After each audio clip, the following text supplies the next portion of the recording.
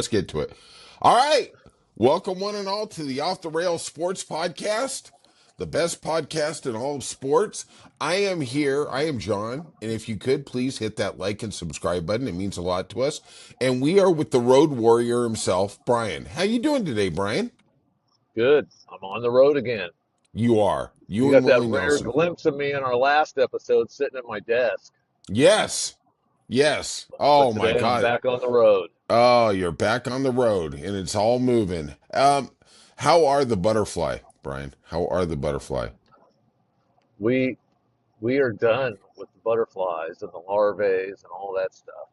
Say it ain't Uh, so. it's so because all of the special milkweed plants that I had to go to the nursery and purchase Yes. have been eaten down to nubs.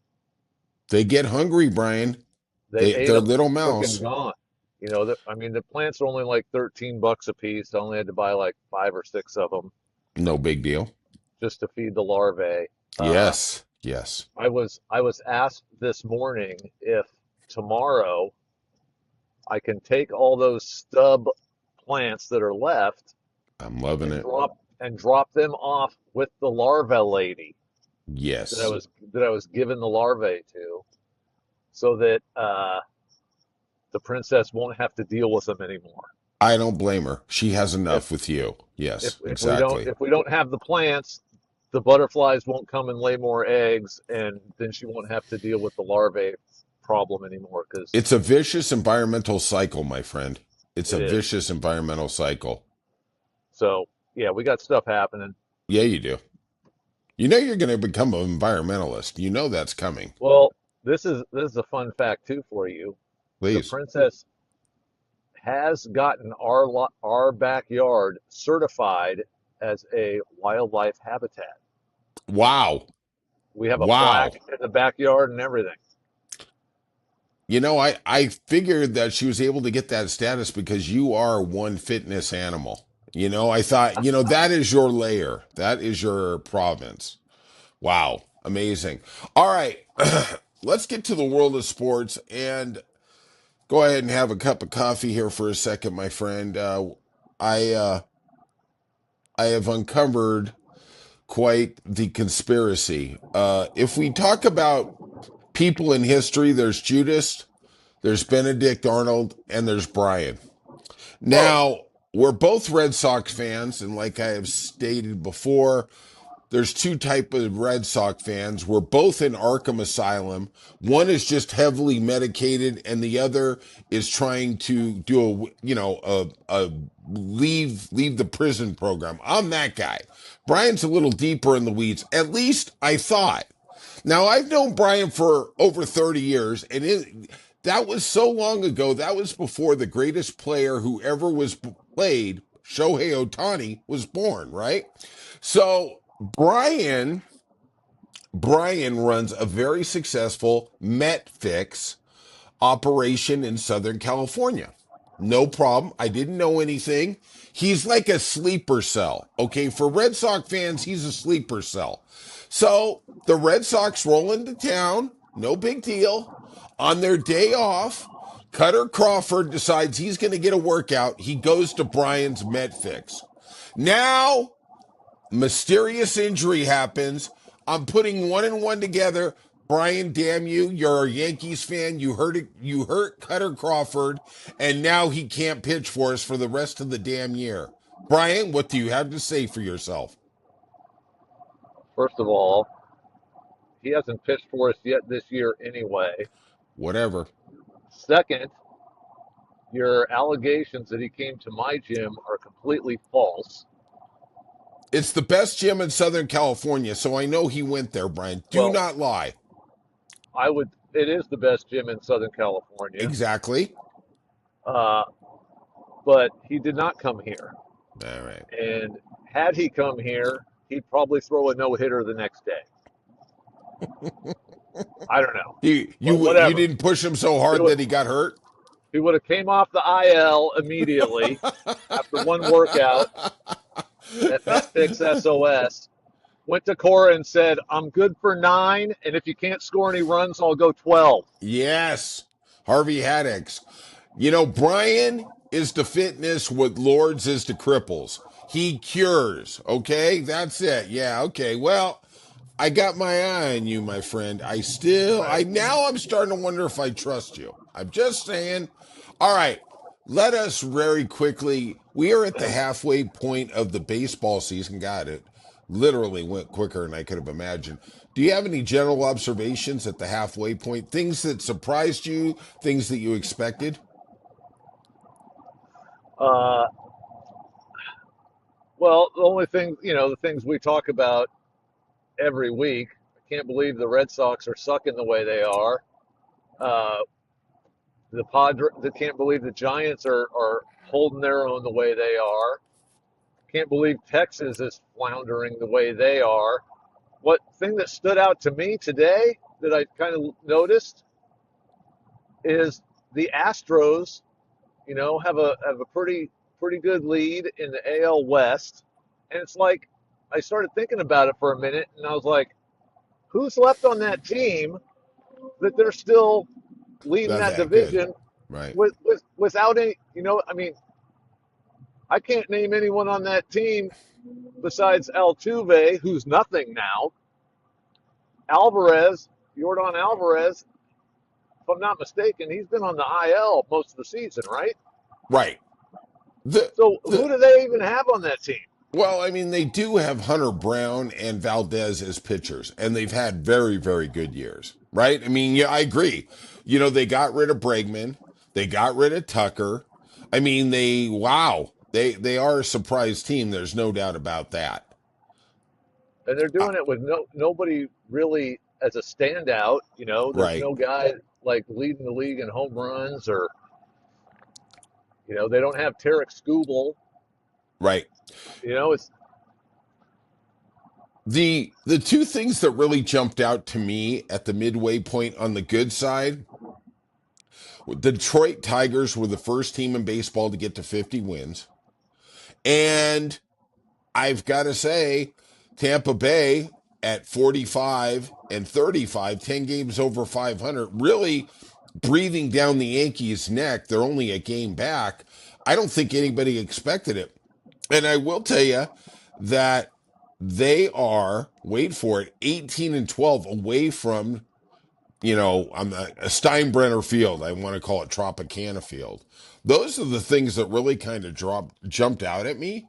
Maybe Atlanta not being as good as we would have perceived, kind of was maybe on the surprise side. On the looking at the downward file, but they're only 5 games under. Like you say, there's still a lot of baseball left to play.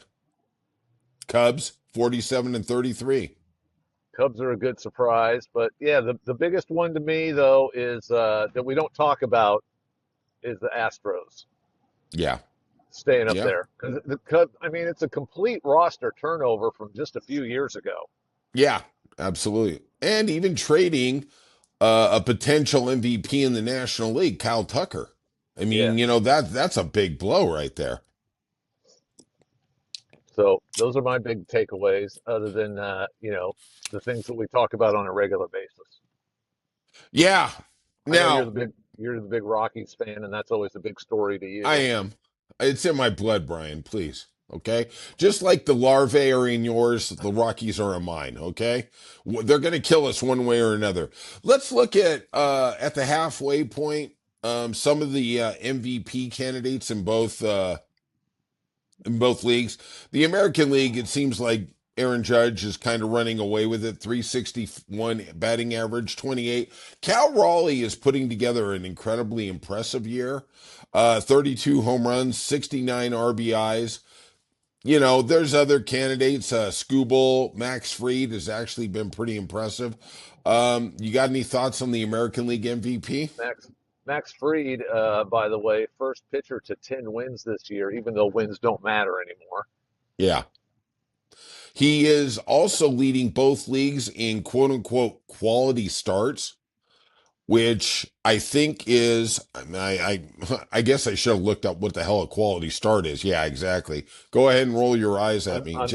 I'm I'm pretty sure though, Shohei Ohtani is leading the league in that now because he has two starts of 1 inning. He does. Well, he is the greatest player who ever played. On Yeah. the National League side, MVP, we've got Shohei at 27 home runs, 291, batting average, 51 ribbies. Freeman is actually a surprise candidate, at least in my book, 310, 9 home runs, 41 ribbies. And I would say outside them, the guy who really impressed me the most looking through the National League rosters is Pete Alonso, hitting 286 for the Mets, 18 homers, and 64 ribbies. How about Pete Crow Armstrong? Yeah, he's putting, him and Tucker have very similar numbers. I will say this: the Pete Crow Armstrong seems to have come out literally of nowhere. I think what actually happened for all the people listening is he did 2 weeks at Brian's MaxFit gym, and look what happened. Look at the results. I'm just saying. I don't want you to hate.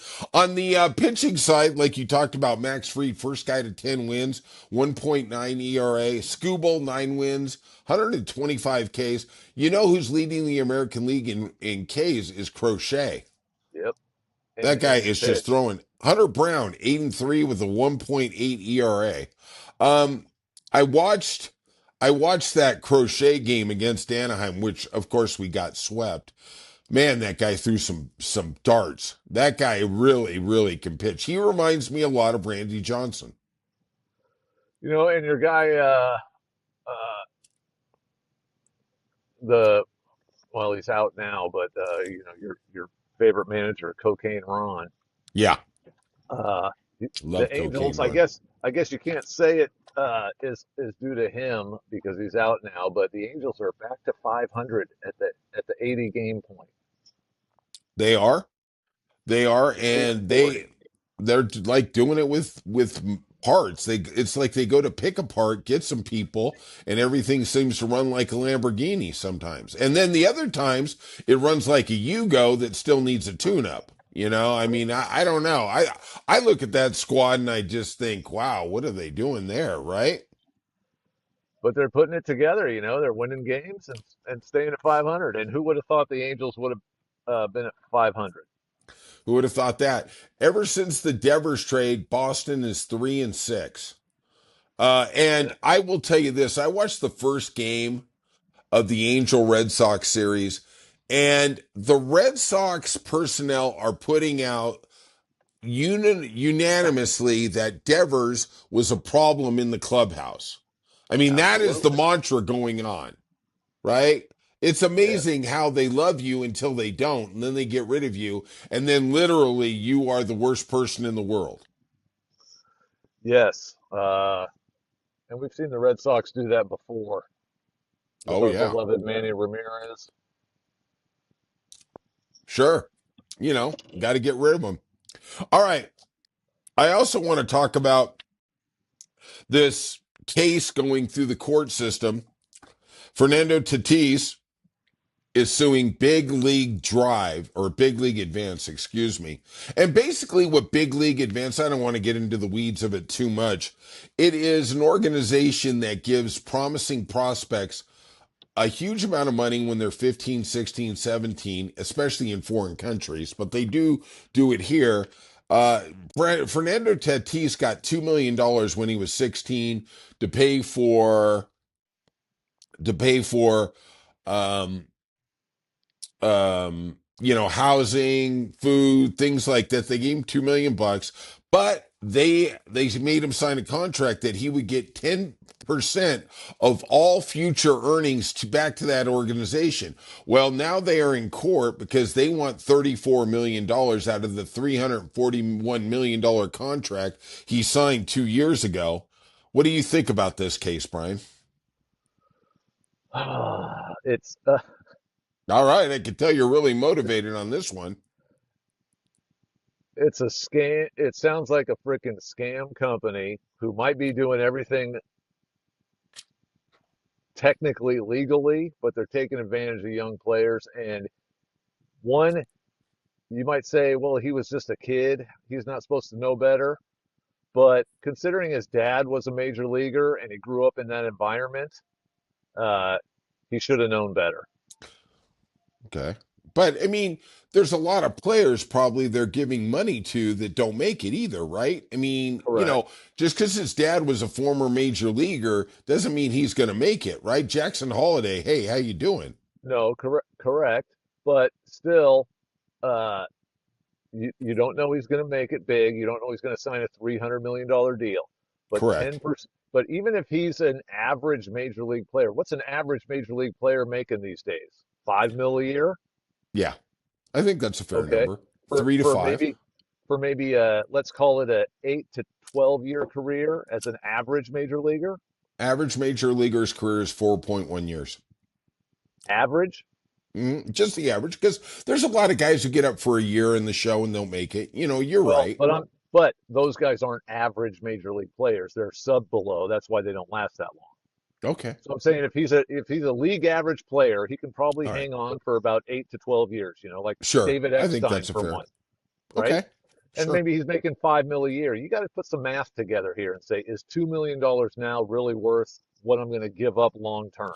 But let me ask you this. He had a dad who was a former major leaguer and he still signed it, right? I mean, at some point, as a 16-year-old kid, you're looking at, and I know it's not as generational, but $2 million is a lot of money to give to a Yeah, 16-year-old kid, and all he's giving is 10%. I mean, out of the thousands of kids that they do this to, how many are going to sign a contract worth even $100 million? not a lot probably. No, probably not, right? Nah, it's I don't not know. looking I mean, okay. I don't know. I mean, it's like it's basically it's like living on a credit card, dude. Yeah, it is. That's it. Yeah. Now the mortgage is due, right? Yeah, You bought the exactly. house, right? Now Yep. you got to pay the bill, right?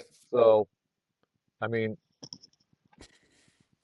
if everything's done legally and on the up and up, I think suing him to get out of it is chicken shit.